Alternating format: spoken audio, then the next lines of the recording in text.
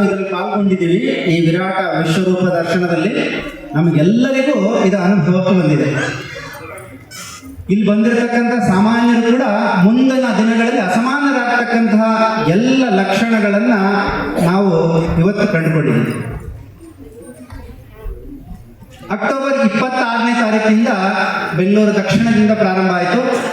November 30ರವರೆಗೆ ಬೆಂಗಳೂರಿನ 5 ಭಾಗಗಳಲ್ಲಿ ದ್ರೋಣಾರ್ಜುನ league ಪಂದ್ಯಾವಳಿಗಳು ಸಂಪನ್ನಗೊಂಡವು. ಇದರಲ್ಲಿ ಒಟ್ಟು 17 ತಂಡಗಳು ಭಾಗವಹಿಸಿದ್ದು 160 ಕಿರಿಯ ಮತ್ತು ಹಿರಿಯ ಕಲಾವಿದರು ಇದರಲ್ಲಿ ಭಾಗಿಯಾಗಿದ್ದರು. 12 ಫ್ರಾಂಚೈಸಿಗಳು ಈಗಾಗಲೇ ನಾವೇನು ವೇದಿಕೆ ನೋಡಿದ್ವಿ. ಆ 12 ಫ್ರಾಂಚೈಸಿಗಳ ಕೇಂದ್ರಗಳಿಂದ ಭಾಗವಹಿಸಿದ್ದು ಇವತ್ತಿನ ವಿಶೇಷ. ಪ್ರಥಮ ಬಾರಿಗೆ ರಚನಾ ಫೌಂಡೇಶನ್ ವತಿಯಿಂದ ಹಿಂದೂಸ್ತಾನಿ ಗಾಯನದ ತಂಡವನ್ನು ಕೂಡ ಈ ದಿನ ಪ್ರಸ್ತುತಿಪಡಿಸಲಾಯಿತು. ಹಾಗೆ ಫೈನ್ ಆರ್ಟ್ಸ್ ವಿಭಾಗದ್ದು ಅನೇಕ ಚಟುವಟಿಕೆಗಳು ನಡೆದವು. ಆ ಫೈನ್ ಆರ್ಟ್ಸ್ನ ವಿವಿಧ 10 ಶಾಲೆಗಳಿಂದ ಇವತ್ತು ವಿದ್ಯಾರ್ಥಿಗಳು ಬಂದಿದ್ದರು. ಆ ಫೈನ್ ಆರ್ಟ್ಸಿನ ಜರ್ನಿ ಹೇಗಿತ್ತು, ಫೈನ್ ಆರ್ಟ್ಸ್ನ ದ್ರೋಣಾರ್ಜುನ ಲೀಗ್ನ ಪಂದ್ಯಾವಳಿಗಳು ಹೇಗಿತ್ತು ಅಂತ ಹೇಳಿ ನಾನು ಗುರು ಆಗಿರ್ತಕ್ಕಂಥ ಶ್ರೀಮತಿ ನಿವೇದಿತಾ ದತ್ತಾತ್ರೇಯ ಅವರ ಹತ್ರ ವಿನಂತಿಸ್ಕೊಳ್ತೀನಿ. ಅವರು ಬಂದು ನಮ್ಮ ಜರ್ನಿಯನ್ನು ಎಕ್ಸ್ಪ್ಲೈನ್ ಮಾಡಿ.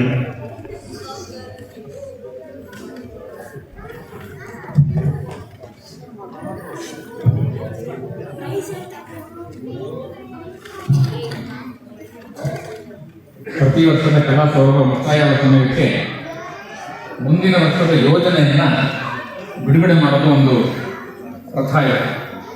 KSDL 2026 ಡಿಸೆಂಬರ್ 12 ಮತ್ತು 13 ಇದು 2 ದಿನಗಳ ಕಾಲ ಇದೇ ಜಾಗದಲ್ಲಿ ನಡೆಯಲಿದೆ.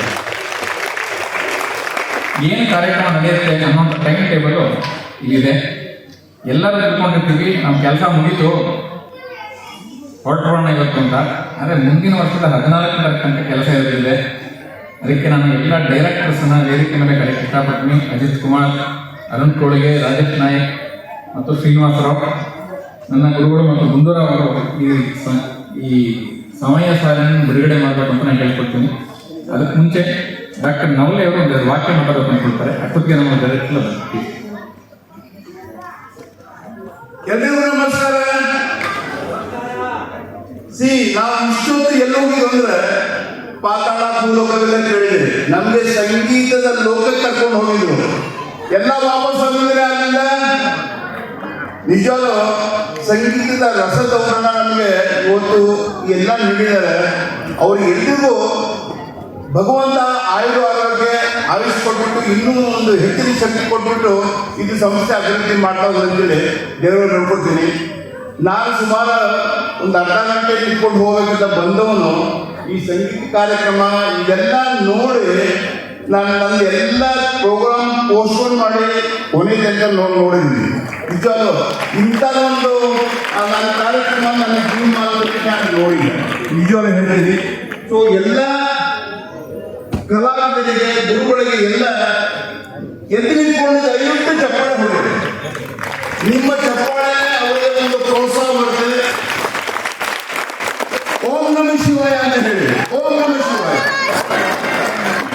ಸೊ ಇಲ್ಲಿ ಏನು ಕಾಲಸುರ್ವಿ ಕಲಾಸುರ್ವ ದ್ರೋಣಾರ್ಜುನ ಲೀಗ್ ಅಂತ ಹೇಳ್ತಿದ್ರಲ್ಲ,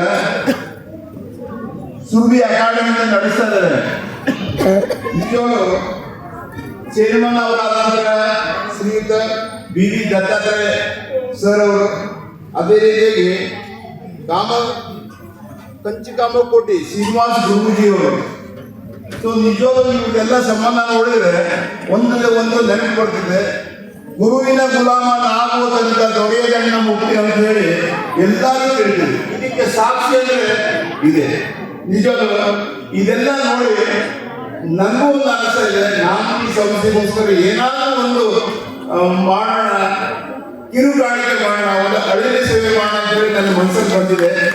ಅದು ನಾನು ಹೇಳಲಿಕ್ಕೆ ಇಚ್ಛೆ ಪಡ್ತೀನಿ, ಅದಕ್ಕೆ ಇಚ್ಛೆ ಪಡ್ತೀನಿ. ಸೊ ನಾನು ಒಂದು ಕಂಪ್ನಿಗೆ ಸೇರಿದ್ದೀನಿ, ಡೇಜಾ ಅಂತ ಕಂಪ್ನಿಯಲ್ಲಿ. ಆ ಕಂಪ್ನಿಯಲ್ಲಿ ನನಗೆ ಏನು ಉತ್ಪನ್ನ ಬರುತ್ತೆ ಒಂದು ವರ್ಷಕ್ಕೆ, ಅದು 5,000 ಆಗಿರ್ಬೋದು, 50,000 ಆಗಿರ್ಬೋದು, 5 ಲಕ್ಷ ಆಗಿರ್ಬೋದು, ಅದರ 5% ಏನು ನಿಂತಿದೆಯಲ್ಲ, ನಾನು ಕಲಾಸೌಧಕ್ಕೆ ಪ್ರತಿ ವರ್ಷ ಏನು ಕಾರ್ಯಕ್ರಮ ಮಾಡ್ತಾರೆ ಅವತ್ತು ನಾನು ಕೊಡ್ತೀನಿ ಅಂತೇಳಿ ಒಂದು ಭರವಸೆ ಕೊಡ್ತಾ ಇದ್ದೀನಿ.